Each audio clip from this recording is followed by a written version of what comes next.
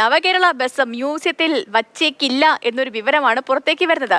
നിരത്തിലിറക്കാനാണ് ആലോചന. കോഴിക്കോട് ബംഗളൂരു റൂട്ടിൽ ഈ ബസ്സിനെ ഓടിക്കാൻ ആലോചന നടക്കുന്നു, ചർച്ചകളൊക്കെ നടക്കുന്നു എന്നാണ് അറിയാൻ കഴിയുന്നത്. നമുക്ക് ഈ റിപ്പോർട്ടിലേക്ക് പോകാം.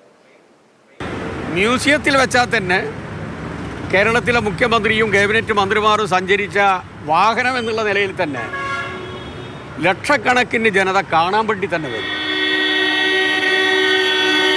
മുൻമന്ത്രി എ കെ ബാലന്റെ സ്വപ്നം നടക്കാനിടയില്ല. പൊതുജനങ്ങൾക്ക് 1 രൂപ പോലും നൽകാതെ ബസ് കാണാം. ഉടൻ കോഴിക്കോട് ബംഗളൂരു റൂട്ടിൽ ബസ് സർവീസ് തുടങ്ങിയേക്കും. ഇതിനായി ബസിന്റെ പെർമിറ്റ് മാറ്റി. കോൺട്രാക്ട് കാരേജ് പെർമിറ്റിൽ നിന്ന് സ്റ്റേറ്റ് കാരേജ് പെർമിറ്റ് എന്ന നിലയിലേക്കാണ് ബസിന്റെ പെർമിറ്റ് മാറ്റിയത്. ടിക്കറ്റ് കൊടുത്ത് ആളുകൾക്ക് യാത്ര ചെയ്യാൻ സാധിക്കുന്ന ബസ്സുകൾക്ക് നൽകുന്ന പെർമിറ്റാണിത്.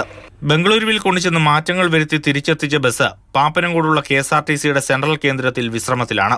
KSRTCയുടെ വിനോദസഞ്ചാര പദ്ധതികൾക്കായി ഉപയോഗിക്കുമെന്നാണ് പ്രഖ്യാപിച്ചിരുന്നതെങ്കിലും അതിനുള്ള സാധ്യതയുമില്ല.